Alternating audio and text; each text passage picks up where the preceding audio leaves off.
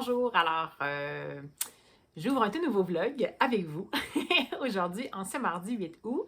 Un petit mardi très pluvieux, j'ai échappé de justesse la grande douche.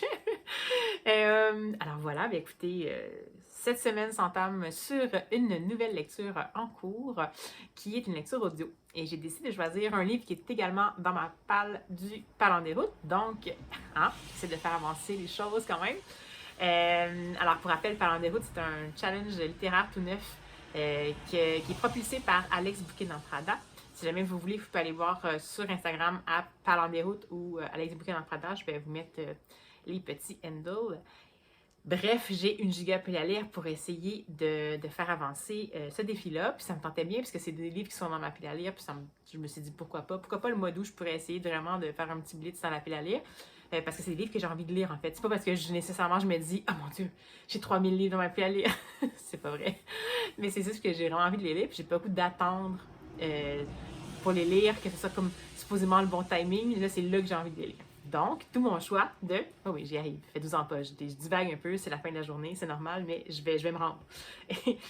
Donc, d'où mon choix de lecture audio, qui est en fait un livre que j'avais acheté il n'y a pas très longtemps. Il y a un ou deux vlogs, je sais pas trop. Je crois, j'étais allée à Brome Lake Books, quelque chose comme ça, une librairie qui est à Lac-Brome. Et j'avais acheté Vera Wong's Unsolicited Advice for Murderers. Donc, de Jessie quelque chose Santano, Jessie Q Santano, je pense, qui est une autrice en fait sino-américaine, je pense, ou sino-britannique, et qui semble faire un peu plus dans la chiquette habituellement, mais là, celui-là, ça me tentait bien, c'est comme un genre de petit cozy mystery. Donc, en gros, on va y suivre Vera Wong, qui est une maman d'environ 60 ans qui, de ce que je comprends, habite le quartier chinois à San Francisco et de ce que je comprends est d'origine chinoise. Et on va la rencontrer dans son petit salon de thé qui est un petit peu en état de décrépitude avancée parce que, bon, c'est pas très populaire en ce moment. Elle a perdu son mari, elle a un fils, mais il est pas super amour filial. Et elle prend très bien soin d'elle-même et elle est quelqu'un qui donne beaucoup de conseils, qu'ils soient sollicités ou non, et le plus souvent non sollicités, comme on peut le voir dans le titre, mais c'est la réalité pour tous les domaines. Et un matin qu'elle se lève, elle finit par descendre dans son salon de thé parce qu'elle habite à l'étage. Et ne voilà-t-il pas qu'elle trébuche sur le cadavre d'un homme et qui est dans son salon de thé, n'est-ce pas, avant même l'ouverture. Alors elle appelle la police comme il se doit. Et quand la police va arriver, ils vont avoir l'impression que c'est une mort naturelle. On dirait que la personne est morte d'une crise cardiaque.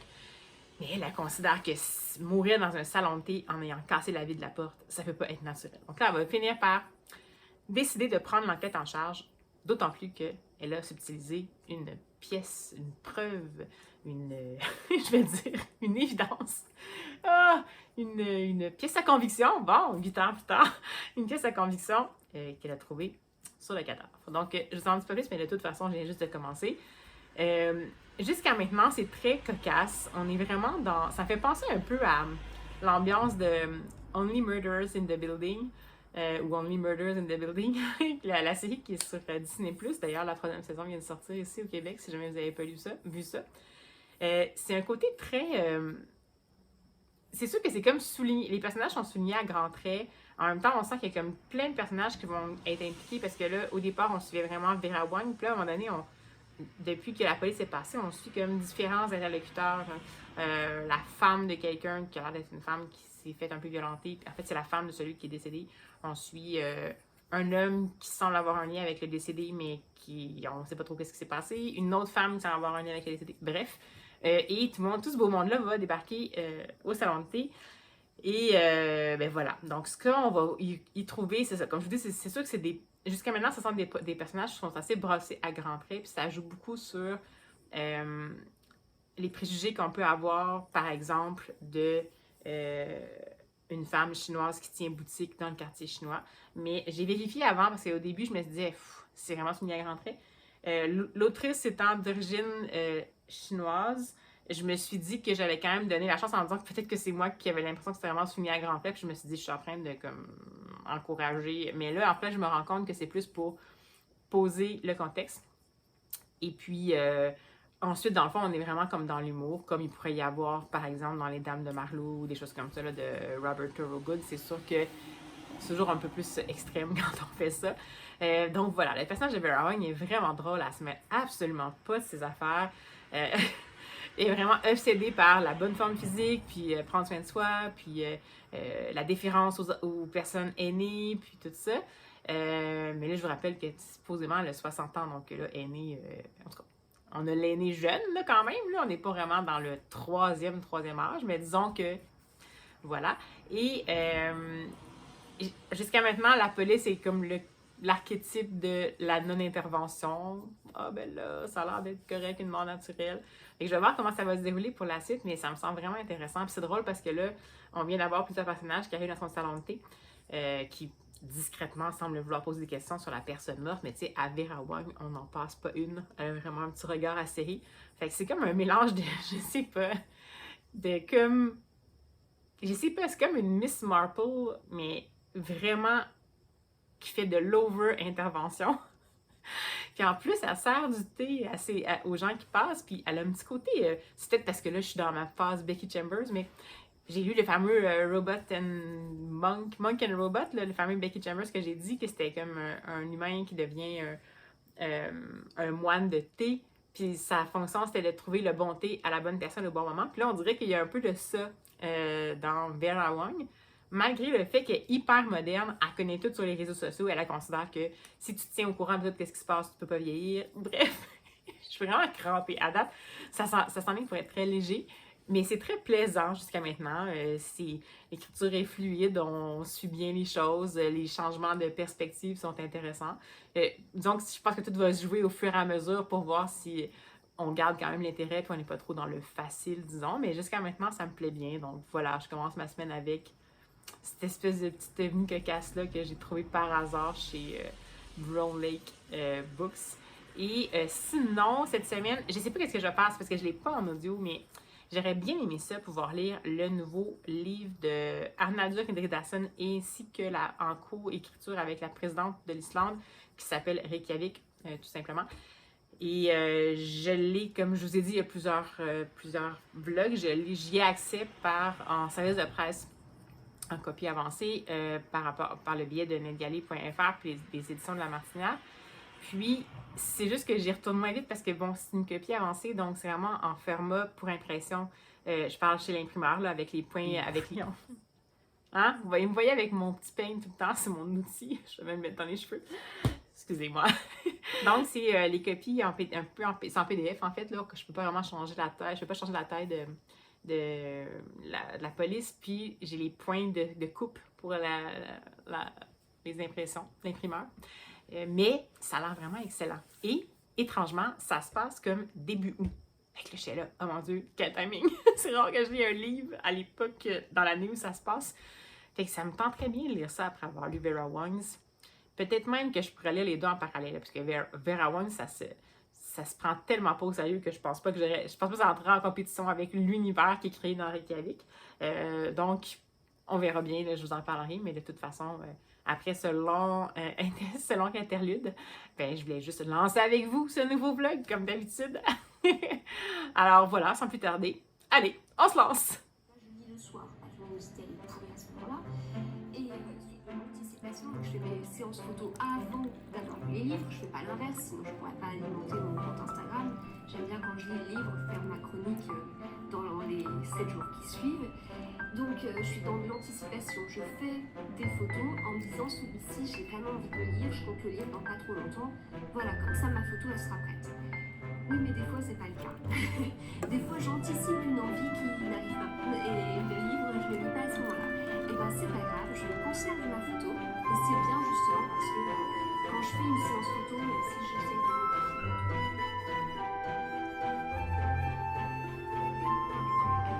j'ai pas compris les détails que j'ai pu voir auparavant, parce que moi j'ai une adaptation intelligente, c'est pas particulièrement c'est excellent, c'est super. Et je suis contente.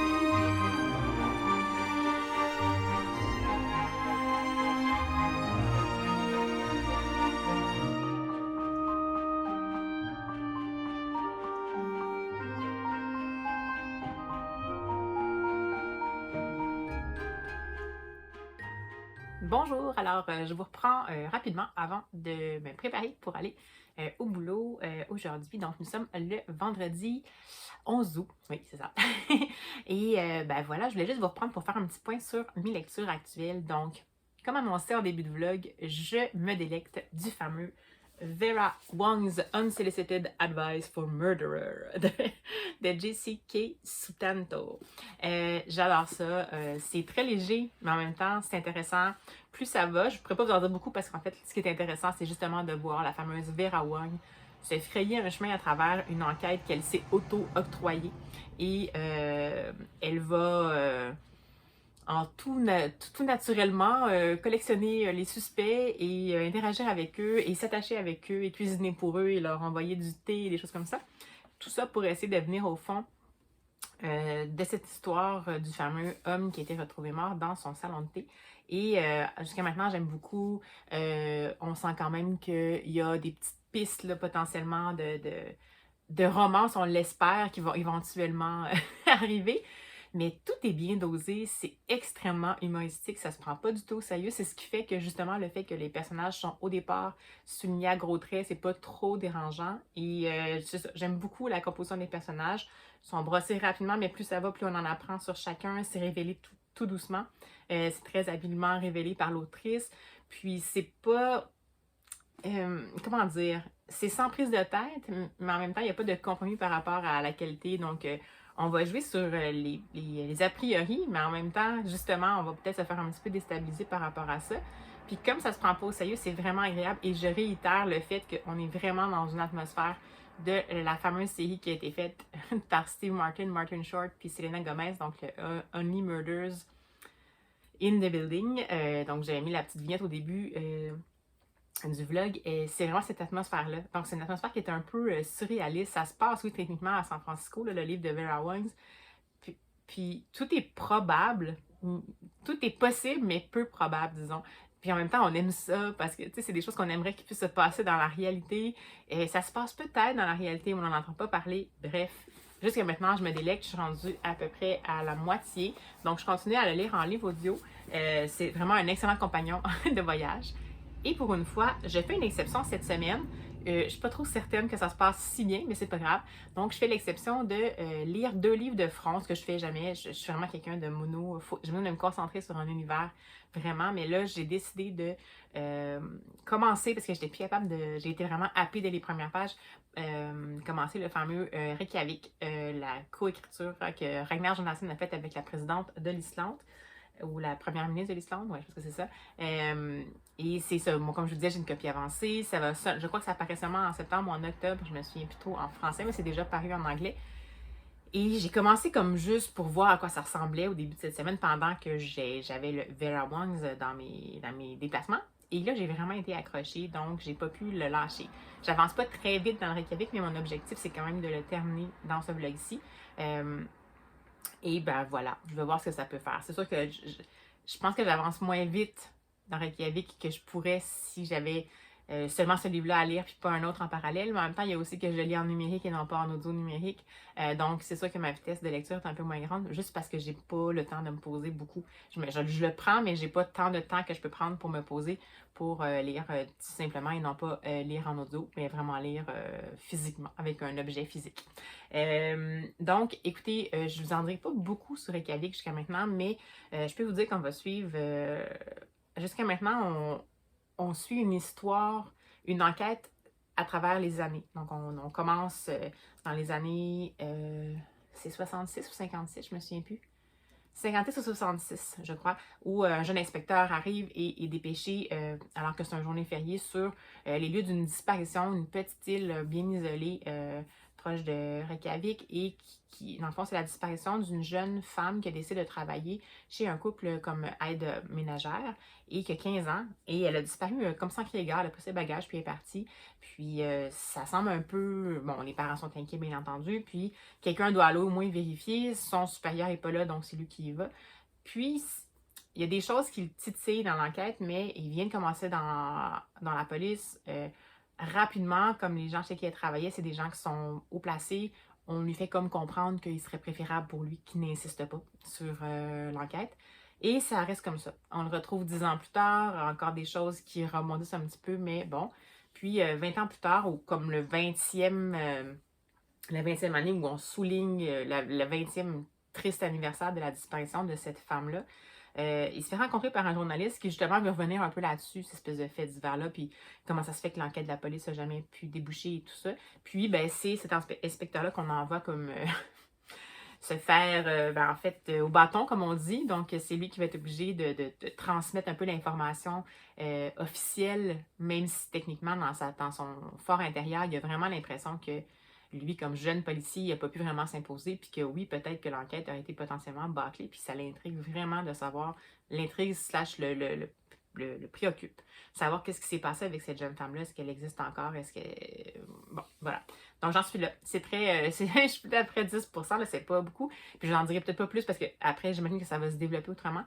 Jusqu'à maintenant, j'aime beaucoup la plume coécrite. J'ai aucune idée comment ça a été fait comme coécriture. Est-ce que c'était simplement qu'ils ont développé l'intrigue, les personnages et le développement à 4 mains, à 2 cerveaux, ou il y a des parties qui étaient faites en alternance? J'en ai aucune idée parce qu'il n'y a vraiment pas de...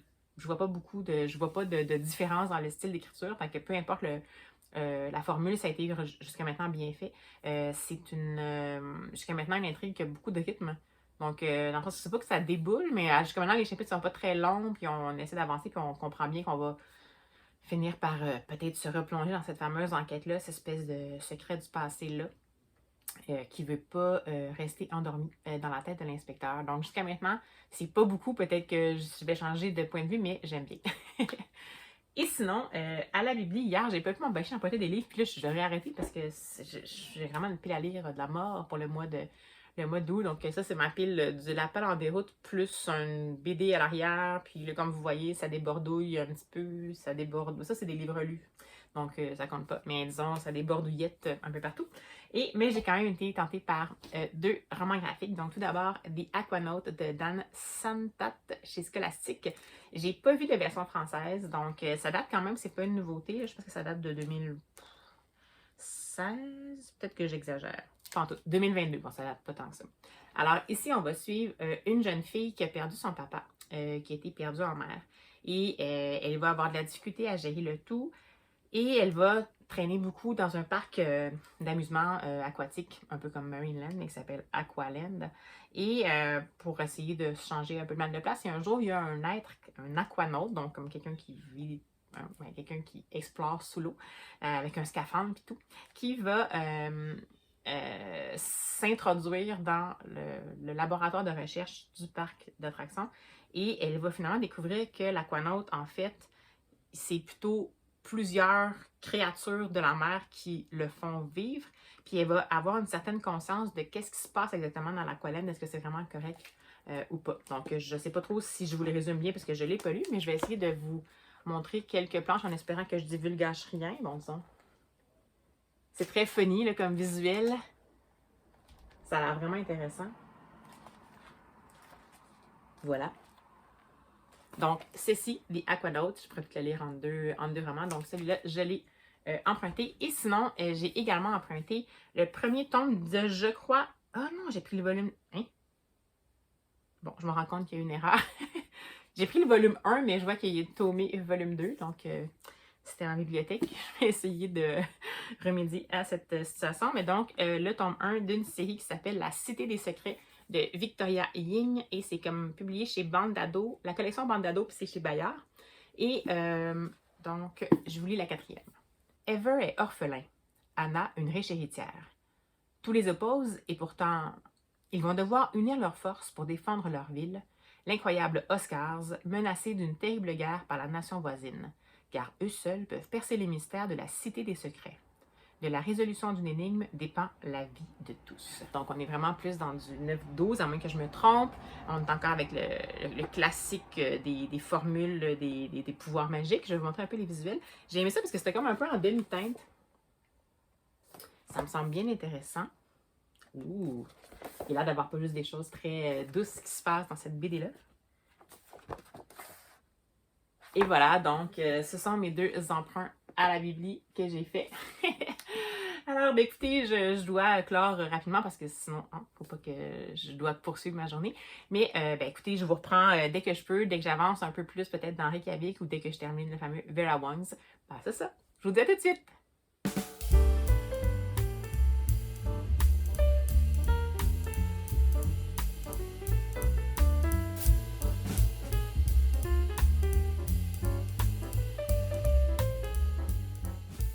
Hey bonjour! Alors me voici de retour de ma petite tournée du 12 août en librairie, mais aussi en biblio. Donc, je vais commencer, tiens, par les livres de bibliothèque. Il y en a dont je vous ai parlé dans le dernier vlog, je crois, mais je vais quand même vous le montrer parce que c'est quelque chose que je pense qui serait intéressant aussi pour le 12 août. Donc, c'est une collaboration entre les éditions La Bagnole, le groupe québécois LG2 et Prima Québec. Et c'est le livre de 1,8 livres, pardon, voilà, qui est un recueil d'histoires à quatre mains qui concerne la prématurité. Donc, on a quatre duos de créateurs, donc Audrey Bordua, Charles-Étienne Brochu, Stéphanie Lapointe comme autrice et Mathilde Philippi comme illustratrice, Simon Boulris et Émilie Leduc, et Guillaume Corbeil et Cécile Gariepi. Donc, c'est quatre récits qui vont avoir des visuels différents et qui vont aborder le thème de la prématurité. Alors voilà, pour celui-ci que j'ai pris à la bibliothèque, donc, auteur québécois, édition québécoise, 12 août, on lit un livre québécois. Également, dans la même veine, j'ai trouvé une petite trouvaille, super original. J'ai déniché une petite trouvaille par hasard à la bibliothèque où je travaille, qui est un Robert Lalonde que j'avais jamais lu. Donc, c'est Cet oiseau, mon père et moi, de Robert Lalonde et en illustration René Derouin. Et c'est aux éditions Art le Sabord. D'Art le Sabord? Oui, c'est ça. Et ben, je vais vous lire la quatrième. Est-ce qu'on a une quatrième? Oui, je vais lire la quatrième de couverture.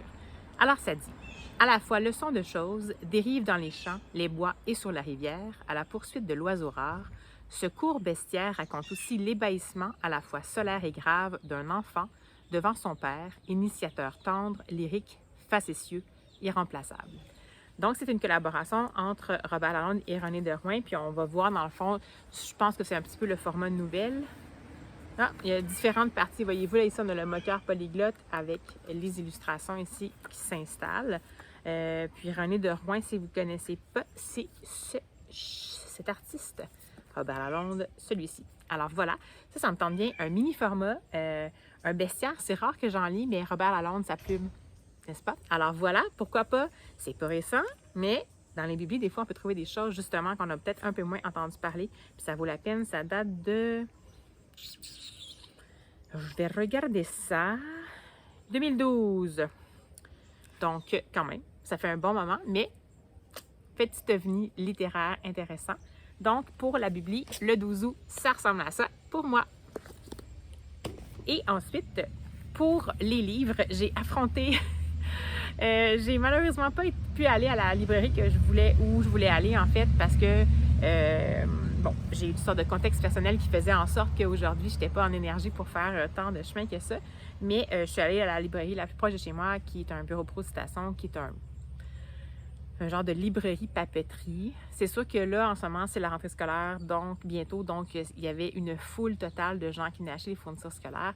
Donc, c'était plutôt mouvementé, mais ça ne m'a pas empêché quand même de faire une petite tournée. Puis, je m'étais fait une petite liste de souhaits pour essayer de ne pas trop m'égarer dans les dépenses quand même. Ça veut dire que j'ai peut-être pas le petit timbre rare du défi de Flow & Books, pas de Flow & Books, pardon, de Alex Bouquin-Prada, La Palle en déroute, parce qu'il y avait un timbre spécial pour ce défi littéraire-là qui était je n'achète pas de livres tant que je n'ai pas lu 5 livres de ma palle. Mais là, je suis rendue à 4. Je vais peut-être en lire un 5e, mais j'ai un petit peu dépassé ma limite. Bon, on verra bien, mais tant pis, je n'aurai pas ce timbre-là. Le 12 août, nous autres, ça tombe dans cette période-là du mois d'août. Puis je trouve que c'est une bonne occasion, justement, de soutenir les créateurs québécois. Donc, voilà, j'assume complètement. Tout d'abord, je me suis lancée dans 2 nouveaux petits livres de la collection Drésine chez XYZ.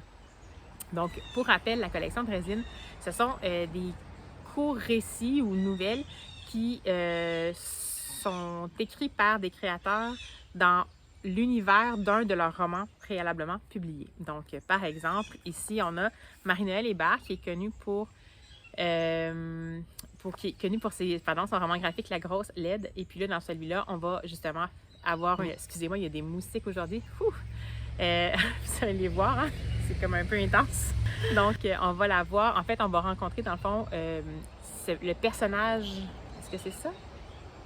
Ah non, voyez-vous, ici, on dit un carnet qui nous donne accès aux réflexions intimes de l'autrice Marie-Noëlle Hébert, des pensées et perspectives nées dans le sillage de la parution de son roman graphique La Grosse LED. Donc, ça peut être aussi ça. Donc, c'est comme un peu un carnet d'écriture qui est paru. Donc, les draisines, c'est toujours moins d'une 60aine de pages à peu près. Puis, j'aime beaucoup ça. Ça peut être une façon de découvrir des nouveaux auteurs ou d'aller plus profondément dans leur univers. Donc, voilà pour celui-ci. Et le second résine que j'ai pris, c'est un Jean Désy. J'en ai jamais lu, je le connais. Je sais qu'il y a une écriture qui est plus liée à la nature et tout ça. Je connais comme le personnage, disons, mais j'ai pas nécessairement lu qu'est-ce qu'il y avait. Puis ici, ça dit un hybride qui tient à la fois du récit de l'essai et du recueil poétique et qui s'inscrit dans l'élan de Nous sommes poésie, livre méditatif colligeant une série d'entretiens menés par Jean Désy. Donc, ce que j'ai compris, c'est que c'est comme un essai. Ça a l'air d'être la poésie puis de la prose qui s'alternent. Attendez, je vais essayer de voir si je peux vous trouver des petites parties en poésie. Je tombe juste sur la prose. Donc, ça ici, ça me tentait bien également. Je n'ai jamais lu de Jean Désy. Je ne sais pas si c'est une bonne idée de commencer avec celui-là, mais pourquoi pas. Alors, les deux petits Draisines. C'est à petit coup aussi. La collection Draisines, c'est publié, c'est chez XYZ. Et c'est à 7,95 $. Donc, c'est quand même abordable. C'est une bonne façon d'entrer dans l'univers d'auteurs qu'on ne connaît pas. Alors, je poursuis avec un classique que j'ai l'impression qu'il va s'être vendu aujourd'hui en quantité phénoménale parce que je pense que tout le monde l'achetait sur Instagram, en tout cas du côté des booktubers québécoises ou des Instagrammeuses québécoises. C'est pas mal toujours le livre qui était là. C'est le tout nouveau Michel Rabagliati, qui est mieux connu pour sa série de Paul dans les romans graphiques. Et là, ici, on va suivre Rose, qui est la fille de Paul, qui va aller aux îles... C'est aux îles de la Madeleine, je me souviens plus. Il me semble que oui. En fait, avec son père ou à l'île d'Orléans, je ne sais plus trop, bref, on est sur une île. Elle va aller avec son père Paul, parce que ça va se trouver à se situer après le décès du père de Paul, donc qui fait partie d'une de ses séries. Donc, voilà. Et pour une fois, comme vous pouvez le voir, c'est pas un format bande dessinée, là, vous voyez avec ma tête. C'est un format roman, et c'est un roman illustré. Donc, plus, comme ça ici, la fiction illustrée pour adultes. Ça a l'air vraiment chouette. Ça, c'est tout à fait mon genre de roman. Alors, voilà. Donc, Rose à l'île, de Michel Rabagliati chez La Pastèque. J'avais trop hâte, puis il était sorti le 10 août. Puis j'étais comme, maintenant, les éditeurs s'enlignent quand même pas mal sur cette journée-là. Donc, précieux Rose à l'île, ainsi que, déjà, voyons, il y a un oiseau qui est fâché. Excusez-moi. Je vous en avais parlé dans un autre vlog, je crois, je me souviens plus. Il y a un livre qui est sorti, un documentaire qui est sorti de Élise Gravel, de Mélissa Molène-Dupuis et Élise Gravel, qui s'appelle Nuchimit, comme c'est ici. Et c'est un documentaire qui nous permet d'en apprendre un peu plus sur la nature, attendez, je vais dire ça, les coutumes du peuple Innu et d'autres nations. Donc, voilà. Et c'est une collaboration avec Élise Gravel, donc ça va ressembler à ça ici. On est vraiment dans le style des documentaires d'Élise Gravel où les choses peuvent avoir l'air rigolotes, mais on va quand même au fond des choses. Donc ça, j'avais vraiment envie de l'acheter. Donc, tu sais, chez Scholastic, il est paru en français et en anglais, parce que chez Scholastic, absolument, ils font les deux langues. Et puis, ça va peut-être aller rejoindre justement autant le Canada français que le Canada anglais, ce que je trouve très intéressant, ou les anglo-québécois, qui pourront en apprendre un peu plus aussi sur la nation Innu. Donc, voilà, je trouve ça vraiment chouette. Alors, voilà, ce sont mes achats du jour du 12 août. Je vais essayer de tout prendre ça dans mes mains. Alors oui, j'en ai pris 4, donc il aurait fallu que j'en ai lu 20 avant de pouvoir acheter mes 4. Mais c'est pas grave. Donc je suis vraiment contente d'avoir fait ce petit détour-là. Puis maintenant, il me reste plus qu'à poursuivre mes lectures en cours, je suis en train de terminer mon livre audio, le fameux Vera Wong. Et on est vraiment dans le cœur des choses. Je vais vous en parler quand je vais l'avoir terminé. Puis après, je vais bien avoir hâte de me plonger dans le fameux Reykjavik que j'aimerais ça terminer avant lundi Mais avec les petits livres que j'ai achetés là, je pense que je pourrais peut-être justement aujourd'hui me dire que je lis au moins 1 ou 2 livres québécois de courte durée. Donc, soit que je me prends un petit de résine ou alors je me prends peut-être le Nuchimit ou le Robert Lalonde pour qu'au moins vous ayez quelques recensions qui arrivent parce que ça se peut que je lise seulement comme les 2 romans. Les 2 gros romans, c'est quand même 2 longs romans, le Verawang et le Reykjavik. Donc, j'aimerais ça proposer au moins peut-être 4 ou 5 points de vue dans ce vlog-ci. Donc, ben voilà. Alors, c'était mon moment. Je lis un livre québécois. Alors, ben, je vais reprendre que je peux. À plus. Hey, je vous dis bonjour. Parce que je viens tout juste de finir le... Oh, celui-là. Alors, écoutez. Que dire? C'est vraiment excellent. Je maintiens que ce que j'ai dit, c'est comme c'est un roman feel good, je dirais. Un roman feel good, cozy mystery, vraiment dans l'ambiance de Only Murders in the Building, mais dans un contexte vraiment de du quartier chinois, des personnages avec la culture qu'ils ont et tout ça. Puis c'est tellement chouette. Ça se prend pas au sérieux. En même temps, c'est crédible. En même temps, c'est humain. C'est plein de failles, plein de choses qui sont terribles en même temps, plein de choses qui sont sublimes. Bien entendu, les choses... quand je dis feel good, c'est parce que, bon, il y a des choses qu'on aimerait qui se passent puis qui vont finir par se passer de la, entre guillemets, bonne façon, mais pas sans avoir pris plusieurs détours assez effrayants. L'autrice a le don de nous faire espérer quelque chose, puis avoir l'impression qu'elle nous l'arrache, puis tout ça. Puis même par rapport à l'enquête, jusqu'à la toute fin, on n'a pas aucune idée qu'est-ce qui s'est passé exactement. Donc ça, c'est vraiment intéressant. Il y a vraiment un revirement de situation à la fin. Mais je dirais que l'accent qui est surtout mis là-dedans, bien que l'enquête est là, puis c'est ce qui amène l'intrigue, c'est ce qui amène les personnages à se rencontrer, c'est ce qui fait en sorte que les liens vont se tisser, des liens qui sont un peu, comme je vous disais, improbables, mais pas impossibles. Et ce qui va nous amener à découvrir toutes les... Je m'excuse, il y a des mouches. Toutes les faces cachées, un petit peu les faces cachées de chacun. Mais dans le fond, c'est sûr que tout ça, c'est l'enquête qui fait que ça va arriver. Mais en même temps, l'enquête n'est pas tout à fait au premier plan. Elle n'est pas en arrière-plan, puis on s'en fout, mais elle n'est pas tout à fait au premier plan.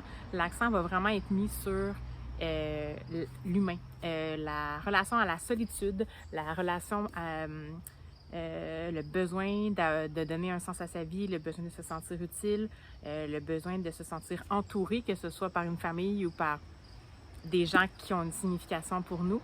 Je sais pas, c'est pas tout à fait habituellement ce genre de truc-là qui pourrait apparaître un peu trop bienveillant, dégoulinant, de bonnes leçons.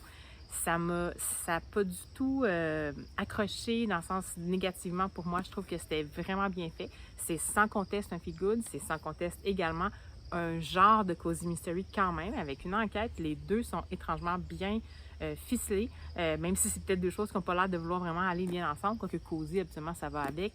Ça a vraiment le petit critère que ça se prend pas au sérieux. Il y a un très bon humour aussi dedans. Mais en même temps, c'est aussi, même si ça paraît léger, ça va aborder quand même des sujets qui sont profonds, des sujets qui demandent de la réflexion. Et tout ça sous le couvert de la légèreté, mais quel travail il doit avoir à l'arrière. D'autant plus qu'on va changer de point de vue. Donc, on va avoir plusieurs points de vue. On va voir pas mal la plupart des personnages impliqués qui vont raconter des bouts de l'histoire en tant que tel. Et puis, j'ai adoré. J'ai tout simplement adoré. C'est un coup de cœur complet. Même pas d'hésitation. C'est un coup de cœur dans une talle qui m'est totalement inconnue. J'ai jamais vraiment... Je suis pas jusqu'à maintenant tombée sur un genre exactement dans ce style-là. Un hybride entre un feel-good et un cozy mystery, mais qui de qualité, en même temps qui se prend zéro au sérieux, mais qui fait du bien, puis qui fait réfléchir, tout en sentant qu'on essaie de nous faire comprendre des messages, mais on ne nous prend pas pour des niaiseux non plus. Bref, ça me donne presque envie de voir. Elle a fait plus, comme je vous disais, je pense que les autres livres qu'elle a fait, l'autrice Jessie Q. Sutento, je pense que c'est plus de la romance, mais je suis en train de me demander si je ne vais pas peut-être aussi essayer ses autres livres. Et voilà. Je ne sais pas quoi vous dire d'autre. À part, boudez pas votre chance. C'est sûr que là, pour le moment, il n'est pas traduit. Alors, moi, j'ai mal vu, mais je ne l'ai pas vu traduit en français. Mais si vous lisez en anglais, c'est quand même un niveau qui est très... qui est très de base, ça va, là. N'hésitez vraiment pas. Puis moi, je l'ai écouté en audio. Puis la narratrice était vraiment, vraiment... Désolée, il y a vraiment des mouches, j'ai failli inhaler une mouche. Donc, la narratrice était vraiment excellente. Elle faisait toutes les voix, puis c'est une narratrice qui est également d'origine chinoise. Donc, elle pouvait avoir aussi des accents appropriés de quelqu'un qui est d'origine chinoise qui parle anglais. Puis ça faisait pas trop grosse caricature. Donc, je pense que ça a amené beaucoup aussi. Ça a amené une dimension encore plus crédible, en fait, à cette histoire-là, en entendant cette interprétation-là faite, en fait... On a l'impression vraiment que Vera, on la connaît. On aimerait avoir une Vera Wong dans notre vie, même si connaître une Vera, ça ne veut pas dire que la vie va être de tout repos, parce que c'est clairement un personnage qui n'attend pas que les choses se passent, qui va s'arranger pour faire débouler les choses. Puis c'est quelqu'un qui secoue les puces, mais qui en même temps est très bienveillant comme personnage. Puis je dis quelqu'un, même pas un personnage. Vous voyez comment on y croit vraiment. Puis non, je vous dis, c'est un livre doudou complètement, mais en même temps, ça aborde plein de sujets qui ne sont pas nécessairement évidents. Fait que sincèrement, coup de cœur total, alors je vous le suggère. Et ça faisait partie aussi de mon défi parlant des routes. Donc je vais avec plaisir l'ajouter et avoir mon petit timbre associé. Je me souviens plus exactement lequel c'était, mais je pense que c'était justement, je sais pas si c'était un livre feel good ou un policier, je me souviens plus c'est lequel. Mais peu importe, ça valait vraiment le coup. Je suis contente de ne pas avoir attendu pour le lire. Puis sérieusement, attendez pas. Faites-vous plaisir.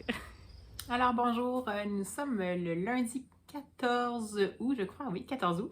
Et je vous prends, bien écoutez, en cette dernière journée de vlog pour vous faire un petit topo de mes lectures. Tout d'abord, j'ai bien réussi mon, entre guillemets, défi du vlog, c'est-à-dire de finir le fameux Reykjavik, qui est le tout nouveau livre écrit en collaboration entre Ragnar Jonasson et la première ministre d'Islande. Et je l'ai terminé, je l'avais lu en numérique, c'était un peu plus long parce que je n'avais pas de version audio, puis je suis vraiment habituée à ce que tous mes déplacements soient utilisés pour la lecture, puis j'ai moins de temps pour la lecture non audio des fois, donc voilà, je l'ai poursuivi en numérique. Et je vais vous expliquer un peu pourquoi aussi ça m'a pris un peu plus de temps. Donc, je ne pourrais pas vous dire beaucoup de choses concernant l'intrigue parce que c'est sûr que c'est vraiment comme un policier, puis les choses se révèlent au fur et à mesure. Puis si je commence à vous parler un petit peu trop de même le détail des personnages principaux, ça se peut que ça vous divulgage des choses. Mais en gros, ça va être une histoire, je vous en avais un peu parlé, mais ça tourne autour de la disparition d'une jeune femme de 15 ans qui a disparu en 1956 alors qu'elle travaillait dans une famille assez riche là, sur l'île de Vidé, proche de Reykjavik. Et elle a disparu de façon inexpliquée. Et dans le fond, à ce moment-là, l'inspecteur de police Christian Christiansen va être celui qui va être présent. C'est un tout jeune inspecteur de police. Il va faire ses recherches comme il faut, mais il va vite se frapper à un mur de silence. Puis il va vite se faire dire aussi par la hiérarchie non, mais c'est correct, là, dans le fond, elle a dû juste comme partir, puis t'as pas besoin de pousser plus loin. Et l'inspecteur de police comprend bien que ça implique aussi potentiellement des gens qui sont bien placés, donc bon, il est un peu dans une position pas super parce qu'il vient d'arriver dans la police et qu'il peut pas s'opposer à ce que la hiérarchie décide par rapport à une enquête. Et ça reste comme ça et les années vont passer. Le policier va quand même toujours avoir cette espèce d'enquête-là en tête. Et 30 ans plus tard, donc on est vraiment, en fait, le premier tiers du roman, c'est vraiment comme l'évolution de 10 ans en 10 ans de comment le policier deal avec le fait que l'enquête n'est toujours pas résolue, qu'on n'a toujours pas retrouvé la fameuse jeune fille et comment les médias s'intéressent à ça et tout ça. Et en 1986, donc 30 ans plus tard, on va retrouver un jeune journaliste et sa sœur, donc Valur et Suna Robertson, je pense, en fait, Valur est un jeune journaliste dans un journal correctement placé, pas nécessairement le grand journal de l'Islande, mais quand même, et qui est en voie de devenir une tête d'affiche un peu là, du journalisme. Et il partage pas mal toutes ses enquêtes avec sa sœur, dans le sens que les deux ont des bons échanges et tout ça. Donc, il va décider de se relancer sur cette piste-là parce que ça fait 30 ans, presque jour pour jour, que la jeune Lara a disparu. Et l'Islande, même si elle est passée à autre chose, a quand même toujours été un peu comme inquiète / fascinée par cette situation-là, attristée bien entendu, parce que les gens ne comprennent pas comment ça se fait qu'après 30 ans, il n'y a pas rien qui ait pu avancer dans l'enquête. Alors, le journaliste Valur va se lancer là-dedans, découvrir plein de choses, en parler avec sa sœur, puis petit à petit, on sent qu'il va se diriger, bien, que les deux vont se diriger vers, enfin, peut-être une direction vers la vérité, mais cette vérité-là va avoir un prix. Donc, je ne veux pas trop en parler d'autres. Voilà le résumé. Sinon, je vous avais dit au début que j'adorais ça, que la plume était intéressante. Le premier tiers, quand on suit le policier, je ne sais pas comment l'écriture a fonctionné, je ne sais pas si ça s'est fait à quatre mains, comme je vous disais, s'il y a des bouts qui ont été écrits par Ragnar Jonasson, d'autres par la première ministre d'Islande, et que ça a été juste comme uniformisé. Mais je peux vous dire qu'après le premier tiers, c'est un livre qui a un bon début, un livre qui a une structure particulière parce qu'on passe comme 30 ans où il ne se passe pas grand-chose, comme une mise en contexte. Et puis après ça, on va finir par revenir en arrière tranquillement à partir de 86 parce que là, on va suivre dans l'enquête journalistique qu'est-ce qu'on essaie de découvrir et tout ça. Donc ça, c'est cool. Ce qui est vraiment singulier, par contre, c'est que l'enquête est menée par plusieurs personnes à travers le temps. Donc, le policier, puis après ça, les deux, le frère et la sœur, donc le journaliste et sa sœur. Et ça change, donc la narration, elle est menée par ces personnes-là en alternance. Puis, ça devient un petit peu difficile à ce moment-là de s'attacher à la fois au personnage ou à l'intrigue parce que ça change beaucoup. Puis la perspective change, mais là, je ne sais pas comment dire, c'est comme s'il n'y avait pas de meneur en tant que tel dans les narrateurs. Donc moi, j'ai eu beaucoup de difficultés à m'attacher à certains des personnages principaux, puis par la bande, à l'intrigue qui était narrée par eux autres, parce que ça changeait, on dirait que chaque fois, je pensais que ça allait poursuivre dans cette voie-là, il y avait un changement, puis je savais pas trop si c'était nécessaire qu'il y ait ces changements-là. Bref, ça, c'était comme le début de ma tiédeur par rapport à cette expérience de lecture-là. Puis ensuite, bien, les trois personnages principaux sont pas développés de façon égale. En tout cas, peut-être que oui, mais moi, ça me donne l'impression que le policier vraiment était quand même bien développé, on comprenait bien, mais c'est pas qu'il en parlait longtemps, mais on comprenait bien quel était le type de personnage. Le Valur, le journaliste, était bien développé aussi. La sœur, un peu différemment. Puis, les discours intérieurs de chacun étaient comme pas... Dans le fond, dans certains cas, c'était en phase avec le personnage qui était développé, puis c'était quand même bien adroit et tout ça, ce qui fait que ça se passait bien. Puis dans d'autres cas, c'est comme si l'introspection du personnage était comme un peu maladroite. Comme si ça beurrait un peu trop épais, puis ça faisait que les personnages perdaient en crédibilité. Puis comme ces trois personnages-là vont mener l'enquête à des moments dans l'histoire, bien c'est sûr que là, si on commence à moins croire à un des personnages qui narre l'histoire, on commence à moins croire aussi à l'intrigue qu'il nous raconte. Donc ça m'a un peu dérangé, en fait, beaucoup dérangé. Si bien que dans l'histoire en tant que telle, j'ai considéré qu'il y avait un excellent début, puis oui, c'est lent, mais ça, c'est pas ça qui me dérange. J'ai bien compris que le polar islandais, le polar nordique, c'est souvent comme ça, puis ça, c'était bien correct. Ça partait vraiment que, le beat, tranquillement, roman d'ambiance, on met les choses en place. Puis la fin s'accélère quand même bien, on tombe quand même presque dans un thriller avec un suspense, puis il y a vraiment un revirement de situation à la fin du chute que je pensais avoir vu venir, mais finalement pas du tout. Donc, tu sais, il y a un bon travail là, d'intrigue par rapport à ça. Mais le milieu, il a fallu que je m'accroche parce qu'il y avait beaucoup de changements de narrateur. Il y avait un peu plus de maladresse, comme je vous dis, dans l'introspection dans certains cas. Puis là, j'ai presque failli décrocher. C'est vraiment que je l'avais eu en service de presse, puis je me suis dit... il faut quand même que j'aimerais ça au moins pouvoir le lire au complet. Puis finalement, j'ai bien fait parce que ça se resserre. Fait que ce que j'ai trouvé, c'est que bon, écoutez, c'est quand même une première collaboration entre Ragnar Jonasson et la première ministre d'Islande. Puis ça reste que l'écriture à quatre mains, c'est pas aisé. Donc ce que j'ai trouvé, c'est qu'il y avait vraiment une bonne prémisse. Il y avait une structure quand même assez audacieuse, de narrative audacieuse. Puis le fait qu'il change de narrateur, c'était quand même audacieux aussi. C'était peut-être pas tout à fait au point dans certaines parties de l'histoire. C'est comme si dans le milieu, il manquait peut-être un petit peu de finition ou de resserrement, ce qui fait en sorte qu'il y a eu comme une espèce de petite baisse de pas d'intérêt, mais de rythme, et puis que ça a un petit peu moins suscité mon intérêt pendant ce moment-là. Donc, c'est peut-être juste aussi le fait que ce soit une première fois pour eux deux, et aussi le fait que je l'ai lu en traduction française, et puis là, vous me connaissez, vous me voyez venir, mais c'est traduit de l'islandais directement, donc ça va, mais je me suis demandé si ce que j'avais perçu qui était par rapport à plus, je vous disais, un peu d'inégalité ou d'introspection un peu maladroite, c'était peut-être des façons de s'exprimer, puis c'était peut-être lié à la traduction. Ce que j'ai comme compris finalement dans ma dernière aventure avec les polars nordiques, merci Triple de Mag pour le défi littéraire, c'est que même si techniquement l'islandais n'est pas proche vraiment du français ou de l'anglais, il n'y a pas vraiment de racines communes, on dirait que le passage de l'islandais vers l'anglais se fait avec moins de perte de sens original que vers le français. Dans le français, j'ai remarqué que c'est souvent, ça donne l'impression que c'est comme souligné à gros traits. Alors, c'est peut-être la façon, puis là, j'ai rien contre la traduction, ça n'a pas rapport, c'est une très bonne traduction, mais c'est peut-être juste le fait que le français a de la difficulté à faire le passage de l'idée originale islandaise dans le français, parce que tout simplement, c'est pas nécessairement des langues qui ont les mêmes repères, les mêmes bassins de mots et tout ça. Donc, ça se pourrait quand même que ça ait teinté ça. Donc, j'aime mieux quand même vous dire. Je vous en parle quand même pas mal, puis je sais pas si j'ai droit, en tout cas, enfin, pour le moment, on n'a pas mentionné d'embargo par rapport à ça. C'est un livre qui va paraître chez La Martinière en octobre 2023. Donc, il y a le temps que ça en parle encore un peu.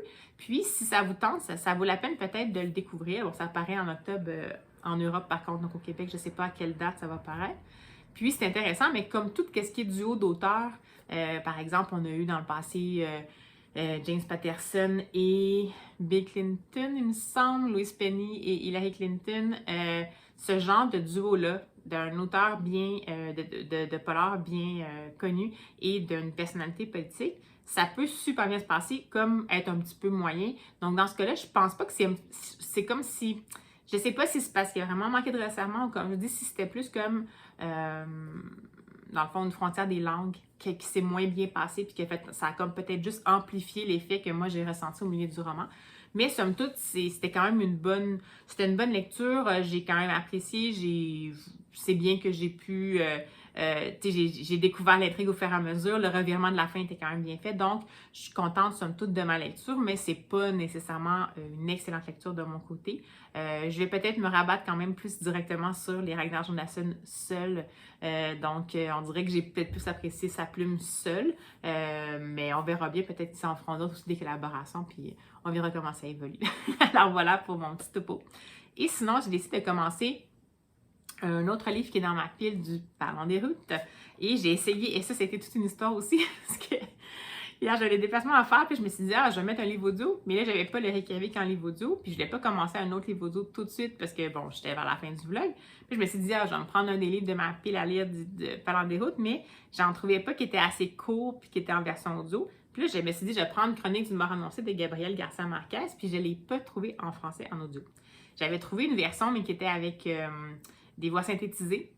Puis j'ai commencé parce que j'allais marcher, mais c'est terrible. Donc, enfin, c'est terrible. C'est correct, c'est pas si mal, mais c'est comme si c'était en traduction simultanée de l'espagnol en français.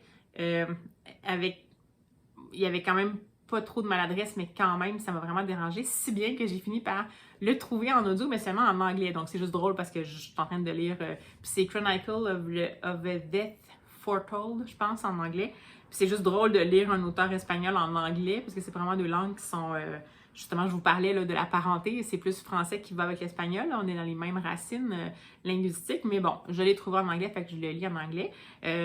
Jusqu'à maintenant, ça me plaît bien. Là, je suis rendue à peu près ici, fait que je vais le terminer aujourd'hui. Et c'est comme ce que ça dit, c'est la chronique d'une mort annoncée. Donc, c'est vraiment dans un village, un personnage, un riche personnage, Santiago Nassar, va se faire assassiner.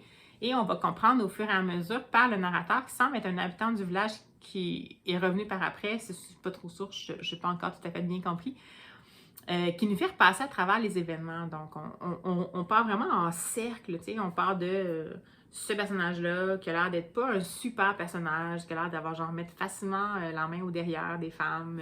Puis là, après ça, bon, le contexte qu'il y avait à ce moment-là, c'est le lendemain d'un mariage, puis il y avait pas le pape, le bishop, ouais, l'évêque qui allait venir cette journée-là.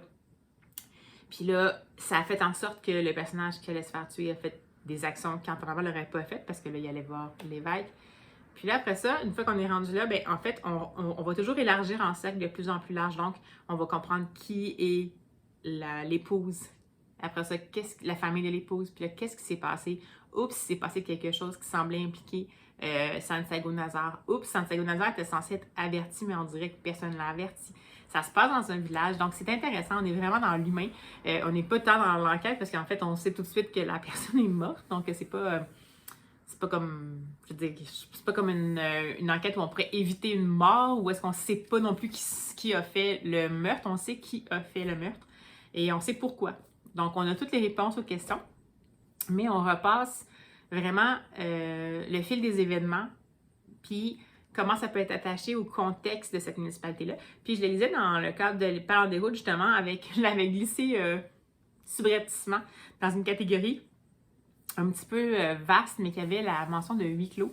C'est pas un huis clos dans le sens où c'est pas dans une pièce fermée, mais ça me donnait l'impression que c'était vraiment l'esprit de village. Puis là, on est vraiment là-dedans. Fait que le huis clos, c'est le côté, la société close, c'est vraiment une société où tout se sait, mais où tout se dit pas, même si tout se sait.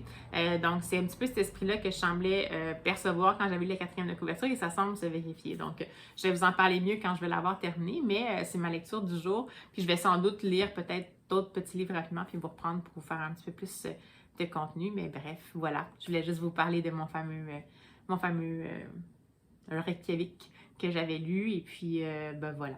Je vous reprends dès que je peux.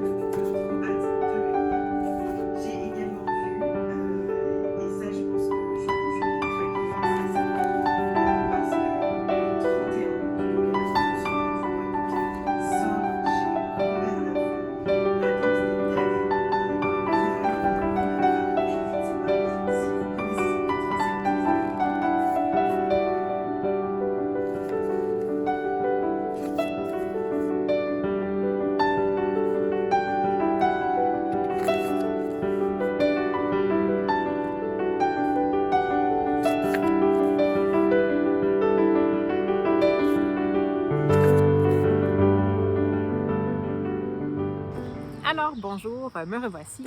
Nous sommes lundi, fin de journée, à l'heure des moustiques. Alors, j'espère que vous allez bien pouvoir en profiter et je vais essayer de faire ça efficacement. Alors, tout d'abord, j'ai terminé le fameux Chronique d'une mort annoncée de Gabriel Garcia Marquez. Alors, écoutez, c'était une excellente lecture. J'ai vraiment beaucoup aimé ça. Le fait que je l'ai écouté en livre audio, je pense que ça a été aussi intéressant de se le faire lire. C'est encore plus intéressant. Ça permet à la caboche de se lancer dans la réflexion. Donc, comme je vous disais, c'est vraiment ce que c'est. Le titre le dit, c'est la chronique d'une mort annoncée. Donc, comme je vous en avais parlé un peu plus tôt, le résumé et tout ça. Puis jusqu'à la toute fin, on va comme repasser par le fil des événements. Puis ce que ça met finalement en lumière, c'est un peu le côté... dans le fond, cette mort-là a eu lieu peut-être pas tant en raison d'un comportement déplacé de celui qui s'est fait tuer, on ne le saura jamais, mais plutôt par tout ce qui est dans la société qui est décrite là-dedans était géré par les préjugés qu'on avait, les a priori, les attentes de la société et tout ça. Puis, dans le fond, personne n'a pu empêcher qu'est-ce qui s'est passé parce que personne n'avait l'impression que soit ça allait vraiment se passer ou que ça pouvait ne pas se passer dans le contexte. Donc, c'est super intéressant au niveau sociologique. C'est une super étude de l'humain. C'est vraiment excellent. J'ai jamais lu vraiment quelque chose de comparable, je dirais. Excusez-moi, je vais m'interrompre de temps en temps. C'est sûr que ça s'appelle une mort annoncée, mais comme je vous dis, on n'est vraiment pas dans l'enquête. Dès le départ, on sait qu'est-ce qui s'est passé, mais je trouve ça super. En même temps, il y a quand même des petits revirements, là, comme je vous dis. On en apprend un petit peu plus sur la fameuse raison pour laquelle on aurait on aurait annoncé qu'on allait tuer le personnage qui a été tué. Et plus ça va, puis plus on en apprend sur chacun des personnages, plus on approfondit les secrets. Puis j'ai dit que le truc intéressant, comme je dis, c'est le côté vraiment, la dimension sociologique. Puis le fait que ce soit raconté par un narrateur qui était là dans le village, mais qui n'a pas nécessairement des souvenirs complets. Puis ce soit lui qui rassemble un peu les souvenirs, le souvenir global de la situation, qui fait comme une espèce de petite enquête. Mais en même temps, c'est comme un narrateur qui existe, qui était là, qui est une personne en chair et en os, mais il est un peu omniscient. Il n'est pas là pour une raison en particulier, par exemple, une enquête de police, une enquête journalistique ou quelque chose.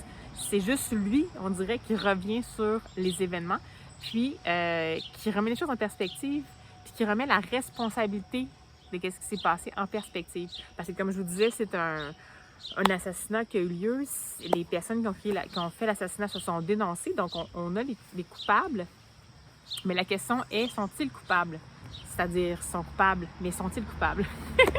Donc, j'en dirai pas plus. Si jamais vous voulez le découvrir, c'est une petite plaquette, ça se lit quand même vraiment bien. Là, moi, comme je vous dis, je l'ai lu en version audio en anglais.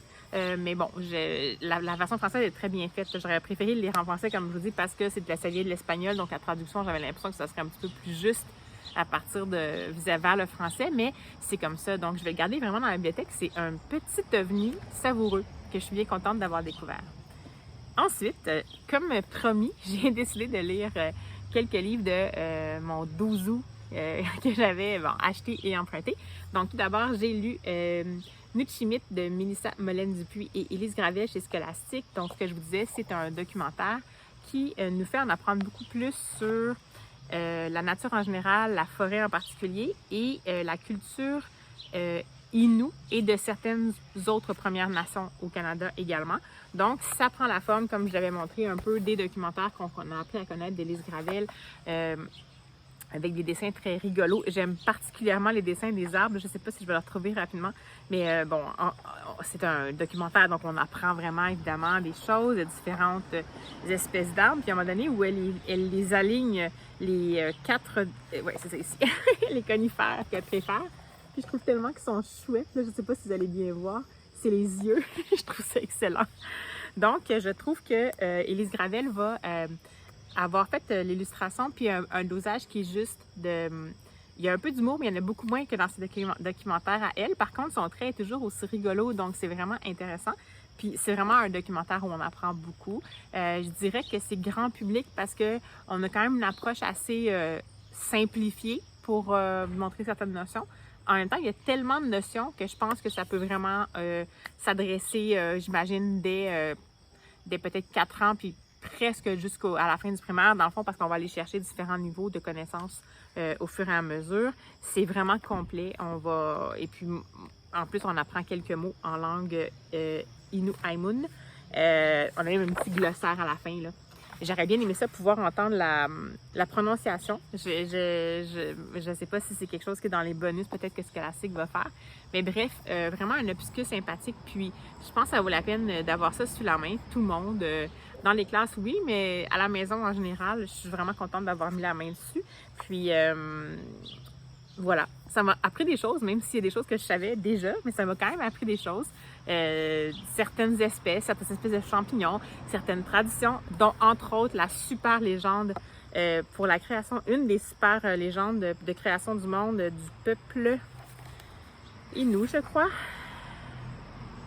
Oui, c'est ça. Dans le fond, c'est la création du monde. En tout cas, celle-là, j'en avais quand même entendu parler quelques-uns, mais celui-là, c'est vraiment que, dans le fond, une femme serait tombée du ciel d'un trou dans les nuages, puis était pour se noyer dans l'eau, parce qu'en fait, les humains habitaient dans le ciel, puis la terre était juste de l'eau.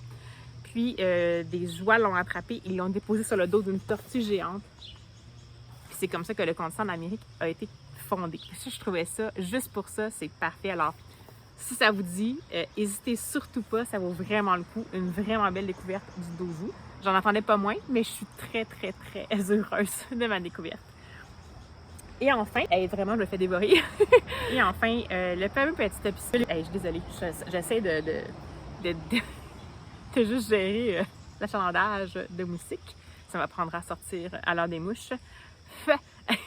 En plus, c'est un livre dont je veux vraiment vous parler correctement. Donc, c'est le petit opuscule un peu mystérieux que j'avais trouvé à la Bibli. Donc, 7 oiseaux, mon père et moi, de Robert Lalonde et René Derouin, aux éditions d'Art Le Sabord. Écoutez, c'est parfait. C'est un bestiaire de 7 oiseaux, je crois. Ben oui, c'est écrit dans le titre. Et Marie-Soleil, vraiment. La fille qui peut vraiment bien faire. Wow! Donc, c'est un bestiaire de 7 oiseaux. Et des oiseaux qui, évidemment, sont présents ici sur le territoire du Québec.